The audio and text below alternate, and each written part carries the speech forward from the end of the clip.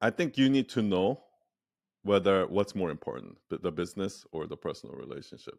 Hey, aloha, and welcome back to the Embers Rising podcast, where we light up the airwaves with conversations featuring the luminaries of our era. Today, Dave and I are super fired up and honored to host a guest who has not only shaped the personal branding landscape, but has also been the driving force behind the digital success of industry giants like Mel Robbins, Jay Shetty, Mark Randolph, and Gabby Bernstein. With a career spanning over 2 decades, he's taken brands from the drawing boards to staggering billion-dollar revenues. As an entrepreneur, storyteller, TEDx speaker, and a proud member of the Forbes Agency Council, he's also enlightened over 22,000 eager students with his storytelling mastery course on Domestika. And in 2022, he birthed Night Owl Nation, a global hub for entrepreneurs and creators to weave their own stories together. So ladies and gentlemen, let's give a warm welcome to the founder of Night Owls and Night Owl Nation, the unparalleled Sun Yi. Aloha. Thank you for having me. Thank you for being here. Thank you for joining us. Before we get started, I just wanted to say, we're going to wrap this conversation for Embers Rising around couples being entrepreneurs and working together. So we're going to talk about, knocking it out of the park from like the bedroom to the boardroom. I think we'll probably talk about the boardroom a little bit more than the bedroom, son. Don't worry. But we know you and your lovely wife, Gigi, are partners in both business and life. And so I just wanted to start by asking you, how did you guys meet and how did you decide to get into business together? Before we started business together, we actually worked together. So that was kind of like the stepping stone. But by the way, before we start, I always do this disclaimer at Night Owl Nation. I'm no expert by any means, right? I don't have a background in anything other than marketing. So everything that I say usually is just from my own experience. I question my own relationship and I question my own. It's like, man, I should be doing better in these areas and things like that. So I just want to throw that out there. We're by no means Tom and Billy or those power couples out there. I'm not really a personal development. I don't have a morning routine. I don't do all those things that the high performers do. So I just want to preface this conversation by saying everything I'm saying. Yeah, it's so interesting you say that because, you are a high performer, right? I mean, it's obvious by the numbers and where you are in life.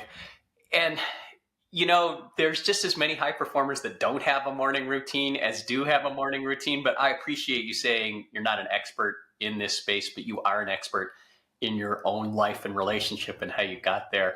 And I guess Wendy, we need to all have this disclaimer, right? This is the way we navigate through our relationship, our life together. So yeah, go ahead. Thank you for that, son. So what happened was we worked in the same company in New York Film Academy. That's where we met and we started dating there.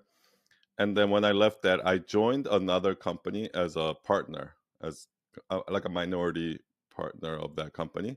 And at that point, we were looking for somebody to kind of do administrative work.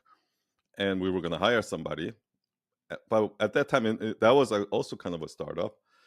And I was working crazy hours. So I was coming home at 10 p.m. And at that time, Gigi and we weren't married, but living together. And, we had that typical couples tension. Oh, son, you're working too much. And the thing is, I come home late, at 10 p.m. every day. And, we barely get to spend time. And she would complain about you're working all the time. We don't spend any time together, blah, blah, blah. I was always thinking this. I wish you can see what I'm doing at work. So you see that I'm not there just slacking off and all the stress that I'm going through. Right. And maybe if she just saw that, maybe she wouldn't be so hard on me, when I come home or something like that. And so instead of working less hours, which is what I probably should have done, I just hired her. and she started like working at this company, and that's kind of like, and actually it did kind of work, because when she started working there, she saw like how stressed out it was, like what I was doing and all that, and it actually did help our relationship a little bit. And yeah, we were there for 2 years, and then after that we left and started our own thing. The transition was smoother because we already worked together before we started our company. Yeah. That's awesome. So instead of trying to explain how hot the fire is, you just brought her right into the fire and told her to jump in. Yeah, that's interesting. You mentioned a couple things, and I just, Wendy, here I go. I'm already off script, right? But you mentioned that the hours you work, and I think that's one of the things that couples, when they're working together, wonder, what does it actually take to build something significant in terms of hours from your perspective? Like, how much time do you and Gigi spend working? I mean, I personally don't think we work. I think we work about 40, 50 hours a week. So like, not too crazy. But in the beginning years, we did spend a lot. But in hindsight, like, I actually don't think it has anything to do with the hours, but like how focused you are during those hours. I guess hours do matter in terms of, because right now when I see like millennials or like Gen Zs that are like asking me for advice and they're talking about work-life balance, when I see them, I'm like, you are actually not working enough hours. Because I feel like in today's space, like working 40 hours a week is considered a lot. But like, for me, for most of my career, that was the norm, right? But so I do think that you should be spending like 40, 50 hours, which I believe is like the norm. But it's really less about the hours. Because for me, what happened was, in the beginning years of Night Owl, because I was just like, oh, I can just do this at night. Oh, I can do this, when like, because I'm like, my mindset was like, okay, I need to be working all the time. Without those like drawing the boundaries, what actually ends up happening is, I don't know what this is called, but they say whatever you do, however long you think something's gonna take, it's always gonna take 30 minutes longer, right? And that's true whether it's 5 hours or 50 hours for the same task. If I say I'm gonna work from 9 to 5, I'm gonna make sure to get all my work done in 9 to 5. But if I say, oh, I have all the time, like I'm working all day, then it actually backfires on you, because it'll take you all day, and then in between you're gonna check social media, you're gonna relax, and like, do you know what I mean? So how many hours should you be working? I guess in my opinion, 40 hours a week, and then you can actually do a lot in those 40 hours. Do you guys have a structured time, like scheduled work blocks, both of you? Not structure, but I guess it's not like we don't have an alarm or we don't set it in our calendar.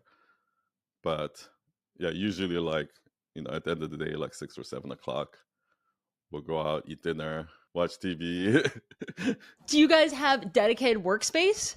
Each other have like a dedicated workspace? We learned that early on. So even like when we were working in the office, we had a separate area. I find that so important, because Dave and I used to share a workspace, and that was difficult because we really needed our own space to be creative and have that separation as well. Yeah. I also think in terms of the workload, like we do two like even at night in my agency, we do two completely different type of work. So I think that like if we were both on every project, like working on every client project together, I don't know if that would have worked. Right. Yeah. That's interesting. And Sun, you shared something that really struck us when we were talking yesterday, and that is, and it surprised us too, and that was in the first couple of years of your relationship of working together with Gigi, you used the word toxic, right? And I was just hoping maybe you could unpack not only what that means to you and Gigi, but how you overcame that, and how you got to a little more settled space today. Yeah, so in those beginning years, we almost separated it, like came really, really, really close to separating multiple times. And what happened was, I actually think a lot of it had to do with me. So I'm gonna give all the credit for like us sticking together to Gigi, because what happened was, like ego gets in the way, and for me, I went to this like resentment, kind of blaming Gigi for things that doesn't go right, and that kind of place, right? And I mean, it happens in business partnership too, but like I think if you're in a relationship, it's even easier to go there because I don't know why. Maybe because you're closer or something like that. Gigi manages all the finances in Night Owl, and she manages all the books. She's basically the CFO. She does all the salaries, hiring, the firing, the all of that. And for me, I don't really care about that. So I just care about doing the most amazing work, right? And I just care about like making people happy or whatever it is, right? Sometimes that goes in the finance goes in the way of that, right? Like, so for example, if I need to actually spend another 40 hours on this project and the client's not paying for it, but I know that it's necessary, then obviously somebody has to pay for it, and it's going to be us if the client's not paying for it. Those kind of things, right? And we were like losing money because of that. I actually didn't care about money. I didn't care about losing money. So I was actually blaming Gigi because I was like, hey, we can't do that. Like, clients are going to hate us if we, invoice them for that, and like those kind of things. And it, like if you met me at that time, you probably think like, oh, Son's such an asshole. Like, it's because I had such an ego, and I don't know what Gigi would say, but like I went through this period where I had imposter syndrome, and then when I started my business got a little bit of success. Then I became really arrogant, and I like my ego creeped up, and then over time I kept getting stomped by the universe. Like, like, Son, is that what like you think you're right? Boom. Like, and it kind of humbled me throughout the years. And one of the things that I think did for me was Gigi. Like, one time I was in the elevator and I just like all the fires were off. Like, one of the employee was quitting.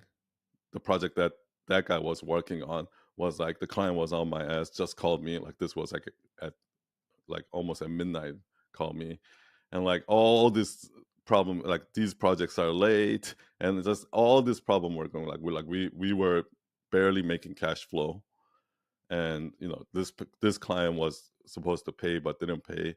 So all these like multiple fires going on, and I was just like, it was one of those moments like, Gigi, I can't do this.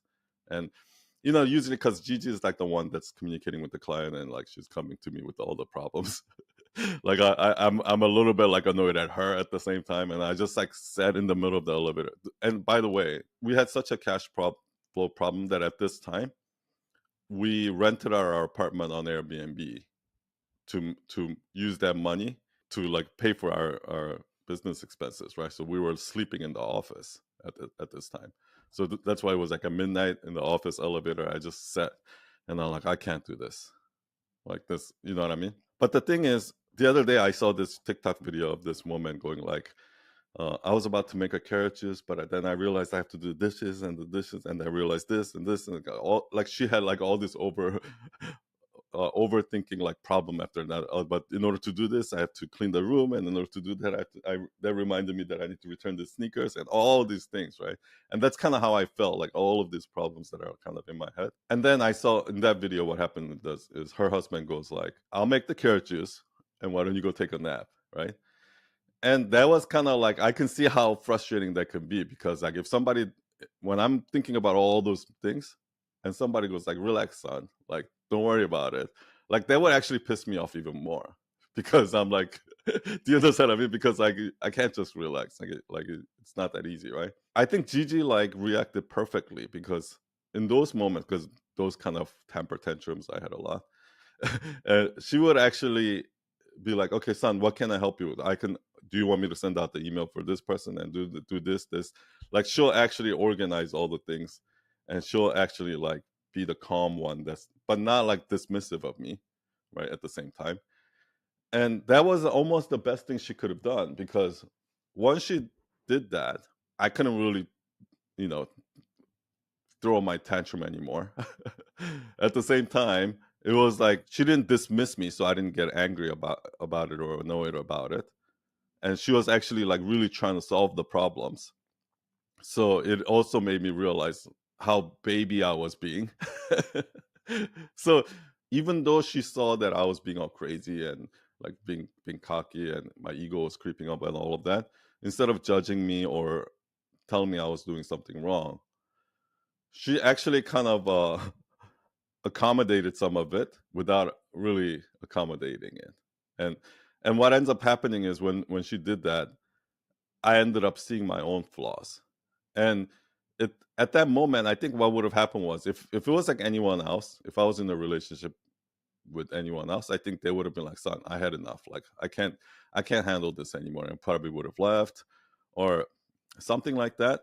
But she was just so patient, and she was never judging me once for any of those things. And because she wasn't judging me, and she was just kind of like, throwing a mirror at me, almost like I could see my own reflection, that made me, be able to judge myself for all the things that I was doing wrong. Amazing. Wow. That brings everything full circle, right? It's like you're going through the struggle, and so you bring her into the work environment so that she can see the struggle, and then you go through the struggle together, and ultimately you came out the other side where you're at now. That's not to say you're not going to go through additional struggles, right? Like that's just part of life. But I think that, son, that so beautifully sums up one of the key reasons that couples working together can be so successful, right? Because you're not coming home and dumping on your spouse and they have no idea what you're going through and how to solve it, right? Or how to work together. And that's one of the things that we've noticed with couples working together is you have that synergy and that energy. So you probably, in retrospect, wouldn't, and I'm putting words in your mouth now, but wouldn't change that for anything in the world because it built that strength. So we're way off. We're way off the questions that we thought we were going to talk about. When people ask us, Wendy and I, how do you work together? The things that they always come up on is conflict, love, and money, right? Like those are the three things that are always top of the mind. Wendy, do you have like a question that you want to pitch towards Sun regarding maybe conflict? I do. I kind of want to go back to this last conversation though, Sun, because I want to know how, and maybe you can and hopefully answer this for us, is how did Gigi have the patience, learn the patience to be able to mirror back all of that to you? I mean, that's obviously a huge, huge gift for her to probably be feeling frustrated, but loving you enough to know that she needed to ground herself to be in the space of being able to mirror back and love you for knowing that who you are and allowing you to just make the change in your own self in the time that you would make the change. That's a good question. I think, I don't know if you heard this, but like in a relationship, it's never equal. Like somebody's always going to love the other person more than, and in the beginning, definitely most of it was driven by Gigi, meaning like, I think she just loved me that much that my lack of like self-awareness, my ego, my all of that, it almost like her love kind of overpowered. And then over the years, like it kind of balanced out. It made me like love her so much for that. And yeah, I just like, I don't know how somebody can be so patient, so understanding. And so I really don't think anybody else could have made me change except her. That's awesome. That kind of sounds familiar, David, when you first moved to Hawaii and I said, it's going to take you a good year to calm down from the mainland. And you're like, what are you talking about? Do you remember that? I do remember that. But I gave you the space because I knew that on the islands, it's so different. And you cannot run 1,000 miles an hour with the local people. You need to come to a space that's just chill and calm. And I remember I'm watching you go through those movements and actions, rapid firing coming from, Southern Cal. And I'm like, it's going to take them a little while to calm down from here. From the mainland. Do you remember that? I do. And circling back to our own relationship, who do you think is more like Gigi? Is it you or me? Well, I hope that I'm more like a Gigi. Well, I was going to answer the question. I think I'm more like Gigi. Oh, so. Man. All right. Stay tuned there. This is our last episode. I guess me and Gigi are more on the extreme end, right? But I think that's why it worked, because I was very extreme. the reason why I talk so much about ego and Night Owl Nation is because ego has been my biggest problem in the beginning. Like no matter whether I'm talking to employees, clients, or whatever, I always had to be right, and that like I ruined a lot of relationships that way. And like Gigi is the one who kind of stuck around and fixed me. I don't know if intentionally or unintentionally, but it worked. Yeah, you have to do the work, right? Like the ego is the thing that prevents almost all of us from achieving what we want to achieve in life. And so it's the high performers, right? It's us that's out there doing it that have to overcome that and deal with it. And the sooner you recognize that you're fighting this unseen entity that is always an energy inside your head called ego, the sooner you recognize that and work with it as opposed to always against it. Sometimes working against it can be a good thing, I think, is part of the success formula for couples. And when my ego creeps up and I go into that crazy mode, like that, I think that is the key thing. Like most people will just be like, oh, Sun's being crazy again, or Sun, But Gigi never did that. You know what I mean? She would always be on my side, even when I was crazy. And that actually made me see I was being crazy. That's a powerful love. That's a powerful love, because when you can love someone and see that and let them go through that, I mean, there's a deepness in that, because otherwise she could also have an ego and come back. And then that's where the disputes and disagreements start. But man, that's a deep, I mean, she did love. push back slightly. And what I think when that happened was when she did push back slightly, that's when I recognized what I was doing wrong. But then if she was constantly pushed back, like nagging me all the time, I think I would have just tuned her out. Do you know what I mean? Yep. So speaking of that, how do you two resolve your disagreements? How do you collaborate? Oh, I'm getting some popcorn for this one. I don't know if we have like a set process or something like that, but usually what happens is Gigi kind of lets me do what I want to do, right? And so it's kind of like this: I'm the child, and she's the parent, and she kind of lets me do what I want to do, and she's managing all the finances, right? So I've kind of so maybe that's where I should start. So in the beginning, I did kind of say, like, Gigi, you can't just send an invoice like that, or you can't just raise prices, or all of those things, right? And I was micromanaging her, even though she was in charge of the money. I was micromanaging her, right? Because I didn't want our clients to get pissed off about money, or I don't want them to think that we're like selfish or greedy or something like that. So for the first, I think, year or two, I was actually not letting her do the job. And then we went through this really, really busy period where I couldn't even micromanage. So I just I just did my thing.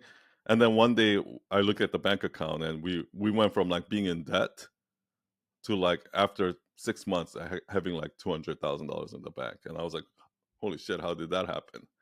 Right. and actually that came up because like I realized one time that she raised our hourly rate. So, and I saw that on one of the invoices. I'm like, you raised our rate? Like, why did you do that? Blah, blah, blah. Clients are gonna get pissed and blah, blah, blah. Like, this person's not gonna be happy. And she's like, no, I already talked to them. They're happy, and they agreed that we should have raised our rate. so all of that thing, and that was almost like a little at during that time was like almost like a light bulb moment for me. I'm like, oh my gosh, like maybe I was wrong, right? Maybe Gigi understands better how much we should be charging, and like like maybe I should just hands off the money part. And that starting from that point on, we've completely separated. So she's in charge of that, and I'm in charge of this. And now I guess there is not many conflicts because she'll usually just let me do what I need to do, and kind of like a parent, she'll kind of fix it on the back end. Like if she needs to charge more, she'll charge more, or she'll negotiate or whatever it is. And then if I get a little bit out of line, she'll say like, son, you can't do this, you can't do that, and I'll be like, yeah, but we'll have that discussion. And I guess what was happening back then still kind of a little bit goes on right now, because she was like, She's like, yeah, I understand, but we'll have a little bit of like discussion about that. I'll go to bed and then kind of sit on that for a couple of days. And then I come to my senses and I'm like, "Oh, I think Gigi is right." When you've gone through it so many times, I think you can kind of sense when she's right and when I'm right. And like, here's a good example. Just a couple of weeks ago, we were talking about actually the mentorship that we're doing. Gigi wanted to raise the price and all of this. We were having that discussion, but at this one time at dinner, I was like more open to actually like listening to her ideas. Because before I was just like, no, we can't do that. Well, I wasn't even really thinking. And this one, and she recognized that I was more open to it, and she started like, oh, I think we should do this because of, and then she'll kind of giving her side of the argument. And then that's kind of when I had that sense that I was like, oh, I think you're right. That's her strength. Like she understands where my mood is. And she knows that when I'm willing to accept and when I'm not. And so she uses that opportunity to like, sell her idea. So I mean, like I'll say this, like she's so good at like what is that? Emotional intelligence. Like I think I'm really bad in the emotional intelligence side. Like kind of like You're a guy, reading. right? That's sort of where we're at. Yeah, I guess. But she's really good at it, so I think that's why it kind of works. So yeah, I don't want to like Cool. take any credit for that, like, because that's all her doing. So do you two? Oh, sorry, Dave. Were you going to say something? I was just, yeah, I mean, we have a process, Sun, that we use, and it's sort of called best idea wins. And so a lot of times we default to that when we disagree. It's like, so what's the best idea for the outcome that we have already decided we want to achieve? And frankly, I don't care where the idea comes from. The best idea wins. And that somehow that like settles with my ego just fine. But the question I wanted to ask, Wendy, is, you and I have not written down goals, destinations, values, those sorts of things. Do you and Gigi have that? Do you have like a master plan of the goals, the things you want to accomplish, 5, 10 years down the road? As you were saying that, like, I think something clicked in my head. I think there are two types of business partnerships. One where there's like two equal partners, right? Where they both have the same value, same goal, same all of that, and they have to work together to achieve it. A lot of the business partnerships that I've seen are actually, there's still one main decision maker. Do you know what I mean? So there is a business partner, but it's not a 50-50 business partnership, right? Kind of like Steve Jobs and Steve Wozniak or something like that, where there's one person who's going to override at the end of the day. And I think that's kind of how for us, for Gigi and I, that's how it works. Like we have like my vision and goal. First of all, to answer that question now, I don't believe in goals, and I know you're gonna be like, what? But like I don't believe in these goals, 5-year plan, 10-year plans, 5-year plans, and that's because, like, for me at least, that never worked. Like goals I've set has never even come close to achieving. But if I do look back at all the things that I have achieved, they've kind of happened accidentally. Like I didn't even mean to start an agency, actually, to be honest. Like that happened accidentally.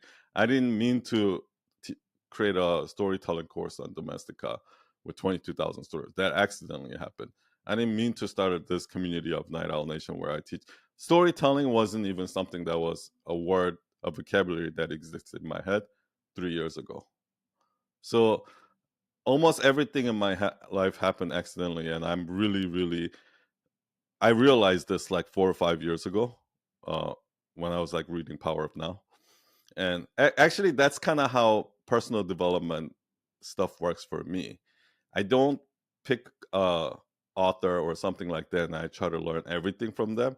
Usually for me, I'll go to a seminar, read a book or something like that, and there's just 1 or 2 nuggets that I resonate with because I've experienced it in my own life.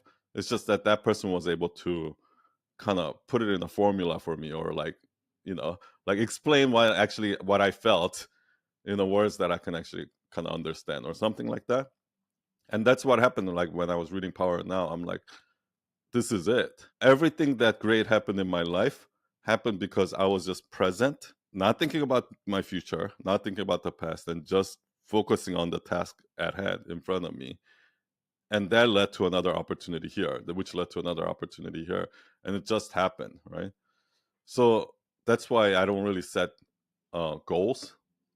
But my overall goal in life is to constantly learn and constantly teach. Learning and teaching is kind of what I'm passionate about. So I guess that would be my goal day to day. But I do have like a very rough goal, right? Like where I kind of want to go in this general direction, I think. But then that can change too, like maybe next year or whatever it is. And right now, what I'm seeing at Night Owl Nation is that like I really want to teach people how to think critically. Is kind of like the general direction I want to go to. So for me, my goal is to just learn and teach. Now for Gigi's goal is for us to be profitable and for us to have financial security and all of that, right? So we actually have two goals, and we're trying, and the two goals are we're trying to balance. And I think for us that works for me, because sometimes this goes against this goes against this, but because we're kind of hashing it out like that, we figure out a way to make both work. I don't know if that makes sense. Great. I love that. Beautiful. And I'll just add one more thing. You say that you accidentally had all of these successes, but it wasn't an accident that you were headed in that direction. I feel the same way, right? Like you put down your goals, but it's never a straight line. It's always right, like 100 miles this way, then 100 miles this way, and eventually you get there. But people ultimately look at you and say, wow, you're an overnight success, right? And you're like, yeah, I'm an overnight success. But yeah, after 20 years of actually heading in this direction. So I love that. I was going to add too, obviously you and Gigi have some sort of routines to keep you guys both on track. Can you share with us what those routines or habits might be? I mean, I really don't have routines. Like, I guess like whatever habits that when I wake up, and I do yoga. So I haven't actually, I didn't want to say that because I haven't been very good about it recently. But for me, like I like yoga. Gigi runs with her dog every morning. So there's like those things where we formed habit. Like I said, around 6-7 o'clock, I think we both relax, have dinner, like watch a movie or something like that. So those kind of things that we do. But like other than that, no, I'm not really big on like very set routines, or at least not. For our listeners, it sounds like your guys' relationship's amazing. Now we all want to be like Sunny and Gigi at this point because it sounds so amazing. Not at all. It's far from. You have to tell us. You have to share with us where do you feel your relationship needs improvement, or what are you guys currently working on now? I feel that most of the areas that we can improve on is actually areas that I should improve on. So, for example, like I do think that there are certain things that Gigi wants, like Gigi loves traveling and things like that. So I should find a way to fit more of that in, because the thing is, like I'm really like, I don't want to say workaholic, but there's nothing more miserable for me than, like, we have a timeshare in Dominican Republic, like on one of those resorts, and there's nothing more miserable to me than sitting on the beach or the pool.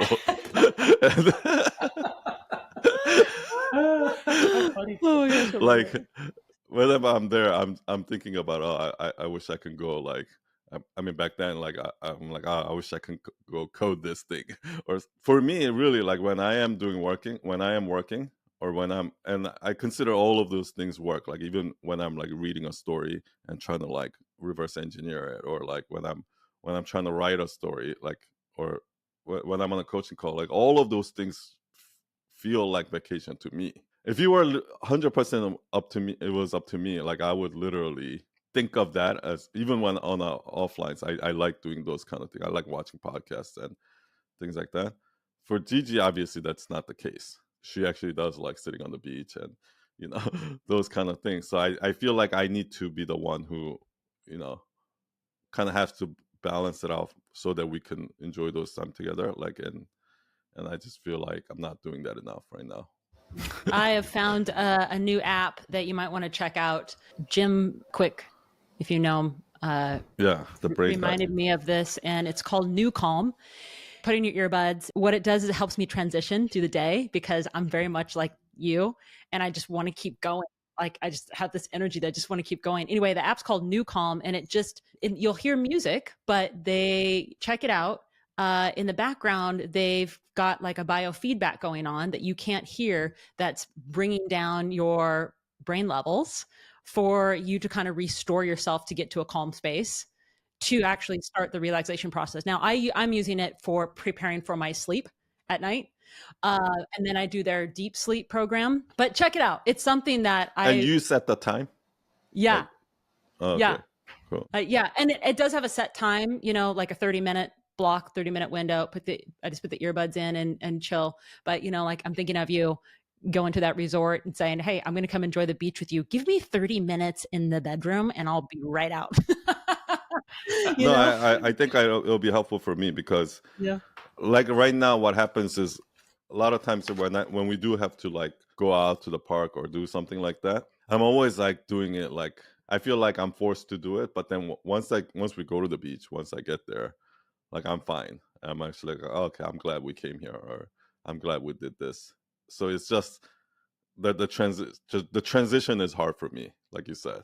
Every time when we're going vacation and we're about to like leave to the airport and I'm finishing up work here or something like that, I'm like, do we really have to go? Like, like I don't want to go, right? But then once we get there, we're sitting on the beach. I'm like, okay, I'm glad we did this.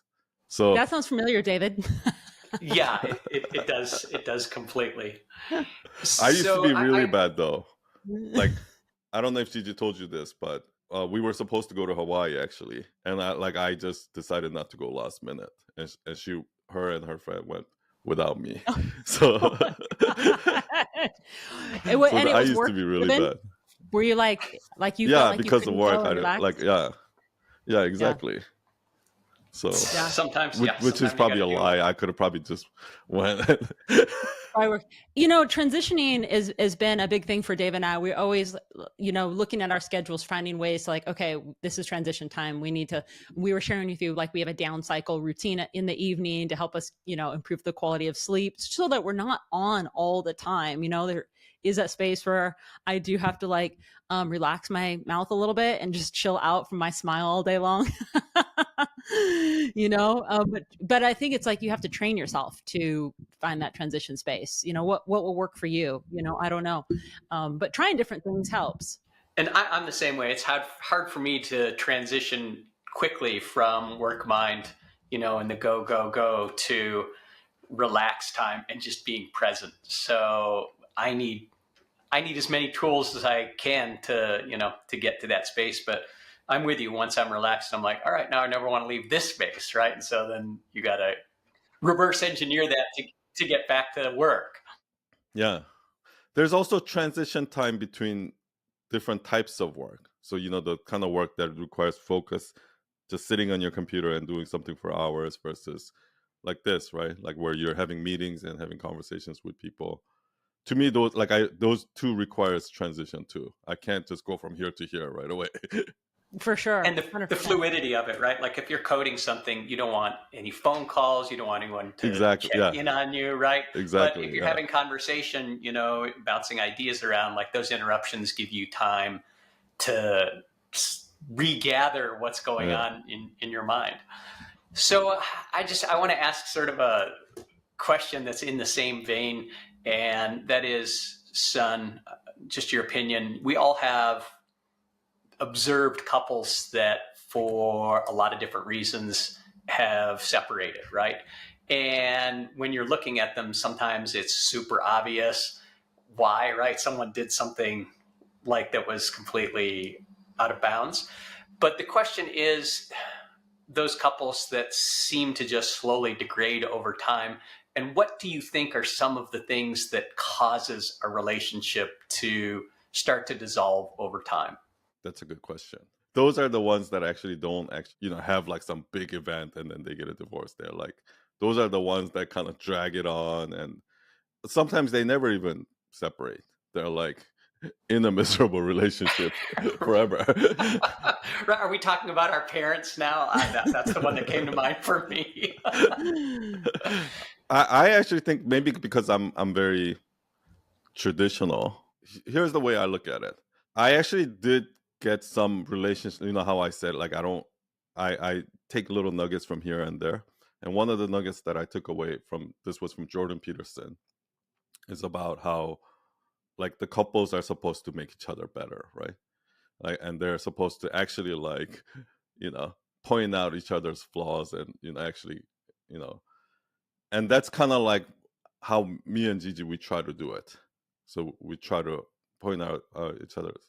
That's one of the things. But recently, a few years ago, I was taking this dance class with Gigi, like I don't know what it's called, but here in Texas, like it's like it's kind of like country dance, I guess, but it's like like almost like a salsa or something like that, right? The instructor was saying that first of all, I didn't know this, but like a man is supposed to lead the dance, right? And the woman is kind of like being led in the dance. I didn't know that. I thought like woman was doing all the work.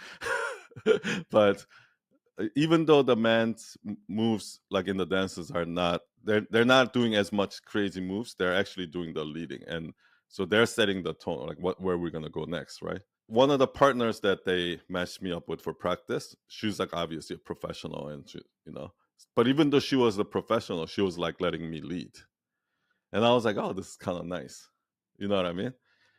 And then that guy also said it's man's job to lead, and it's also a man's job to make, like, what a dance is for, he said, is to make the woman feel beautiful. And that kind of like clicked for me. For me, that's, yes, we're supposed to like point each other's flaws and things like that, but I think it's also like, I think Gigi's looking for me to lead. She's not necessarily looking for me to like ask her every last to make every decision and things like that. She's actually asking me to lead, and in return, like I am trying to like, yes, make her feel beautiful, but also make her feel like she's strong, she's smart, she's like supporting her in that way, right? And I almost feel like that has to be that mutual kind of respect, and that mutual, I guess, desire to keep that going has to be there. I actually think that if I look at relationships that are kind of like on the verge of failing or something like that, like even like when there's like a big event, like let's say somebody cheated or something like that, like I don't think that's the thing, right? There's a series of things that led to that event. Right? So usually it's because, number one, maybe they lost respect for each other. Two, I think maybe they lose respect for each other, and then maybe they're not serving some sort of a role, right? Like supporting the supportive role or whatever, the leading role or something like that.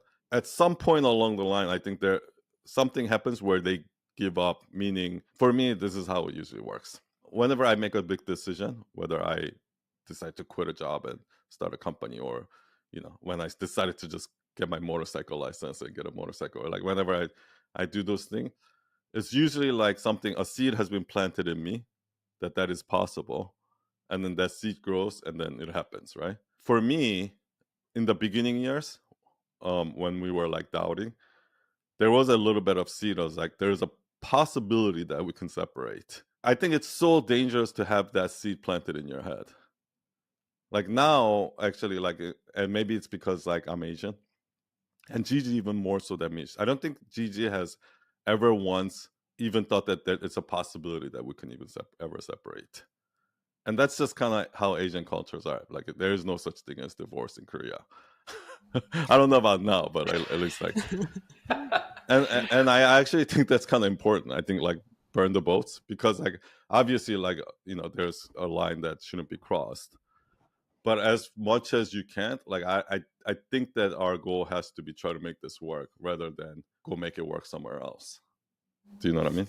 That's so powerful. Yeah. Absolutely. Yeah. So powerful. Well, Wendy, I think we're going to have to take a 23andMe test because we might have a little Korean DNA in us because we think exactly the same way, right? Like, Oh, really? Okay. We're all in 100%. That's rare these days. And it is, and it's super rare today, right?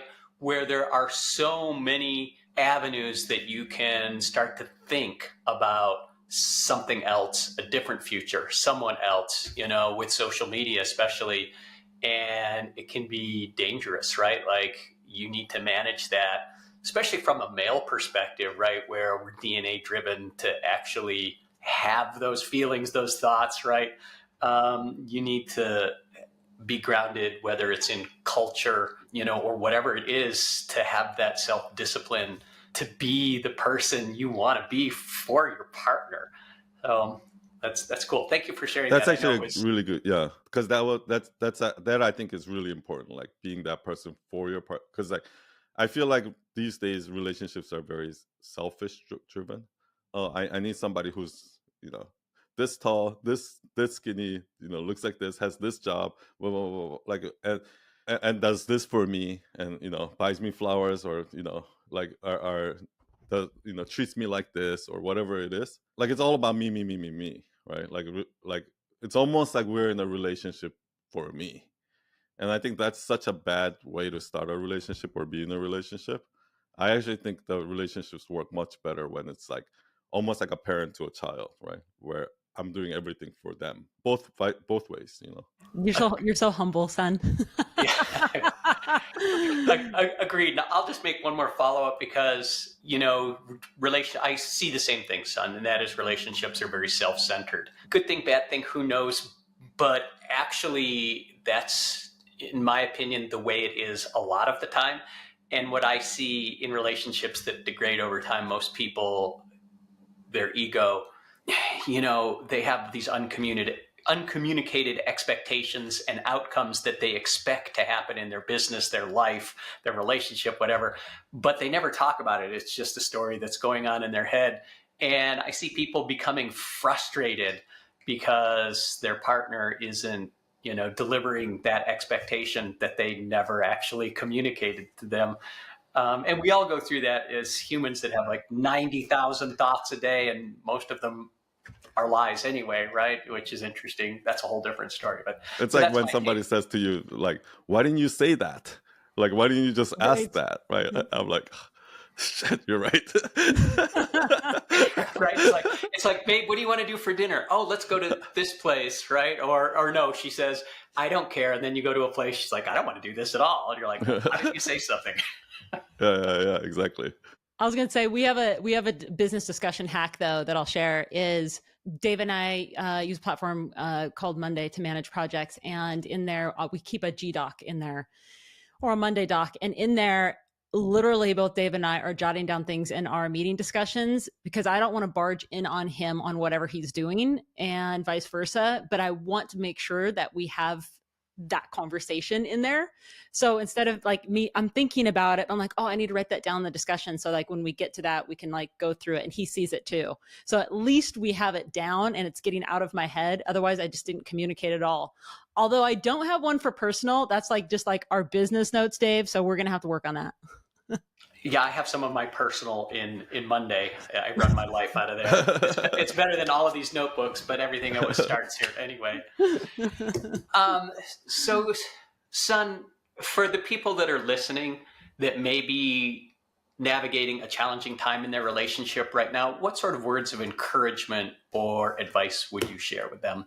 I think the last one where, and this is not just in romantic relationship, but I think just in business and any kind of relationship in general, I've really tried to embrace, and I'm still every day I have to remind myself, but like being selfless, like giving, like I always say, giving is the best way to receive, right? Yeah, for me, it's not even about like, oh, if I do this, it's gonna help my relationship, or if I do this for this client, maybe this client will hire me. Oh, if I do this, maybe they'll give me a referral. It's not, or if I give this free content, then people will follow me. It's not even that. It has like, it's zero expectation in return.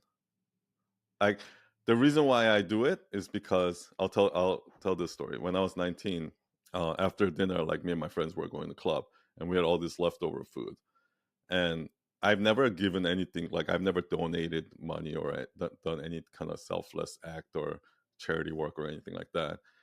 But we didn't want to like bring this food to the club or something, obviously, and we didn't want to just throw it away. But there was a homeless lady sleeping on the bench, and I just put the food like next to her head. Like, I didn't want to wake her up because I thought she was gonna get pissed at me for giving her leftover food. But then it ended up waking up. She was like, "What?" And then I was kind of like, I was like, "Oh shit!" Like, she's gonna yell at me now, right? But she actually opened the food and she started eating it right there in front of me, and she was like, "Oh my gosh, I haven't eaten all day. Thank you so much." And that just like brought tears to my eyes, and I was just like, that is kind of the moment when I realized, okay, like, I guess this is why people do this. Like, this is why people do selfless things, right? I kind of like try to do that like with everyone, and whether in business or something like that. And it is in a selfish way, because it makes me feel good. Even on social media, when I first went on, I would like jump on these calls with people and there was a girl who had trouble going on video, so I just told her to come on IG Live. And afterwards, I jumped on a Zoom call with her. I sent her a client that paid her $150 an hour. And at that moment, like, I think her household income, like, she was 19, but her parents were making like $200 or $300 a month. And I just gave her a client who paid her $300 for 2 hours of work, right?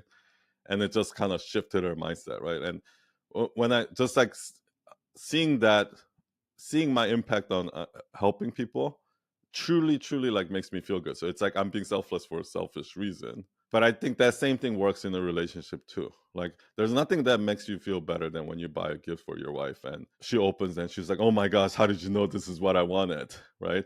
Or, you know what I mean? Like, they're like, or surprising her or with something, and just seeing her eye light up, and there's nothing that makes you feel better than giving that gift. You know what I mean? Absolutely. That is a nugget, son, not only for relationships, but with what we're doing now in business.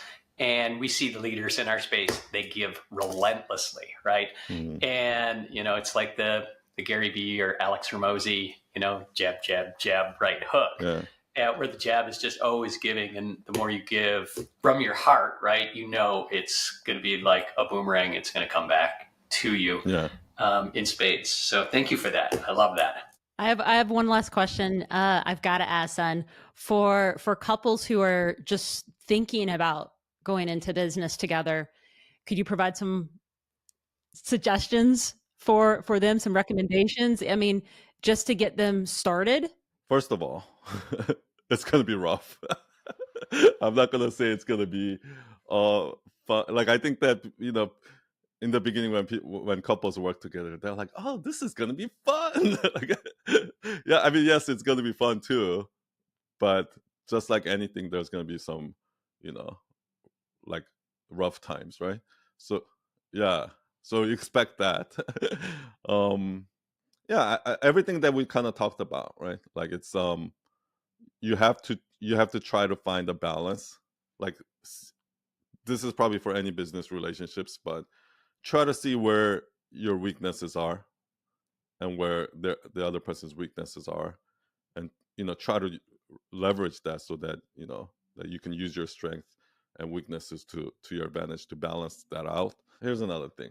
I actually think this is really important. I think you need to know whether what's more important, the business or the personal relationship, because there are a lot of things that I would allow to happen with Gigi that I wouldn't normally allow with a regular business partner, because this relationship is more important, right? Otherwise, then you're going to grow resentment. You're like, I would never do that with any other business. Like, it's, you know what I mean? Like, you have to, I have to understand that it's okay if Gigi makes infinite mistakes. she's still gonna be my wife. Something like that, you know what I mean? Like, whereas if a business partner made infinite mistakes, you would just part ways or something like that. So what comes first, right? Is it like just know that at the end of the day, there's something deeper here that the business part can never, get in the way of, no matter what. Yeah. That's awesome. Yeah, 100%. Beautiful. 100%. That's awesome. Son, where can our audience connect with you further? I think right now the Instagram is probably the best place because all my links are there. So my Instagram, sun.e. I'll put that in the episode notes below. Do you have anything else to add for us before I close this out? No, this was amazing. I'm so excited to see all the awesome content you guys are gonna put out. I always tell couples to be like, you guys should work together. So I hope you guys start like a movement of couples working together, because like it is kind of like this bond, right? Like where two people go to war together and they come back, and it's something that when you look at it, it's like, oh, they have something amazing together because they went through some shit together. Like, and it's, I can't really explain it in words, but it's amazing. 100%. No, thank you. Thank you so much, Sunny.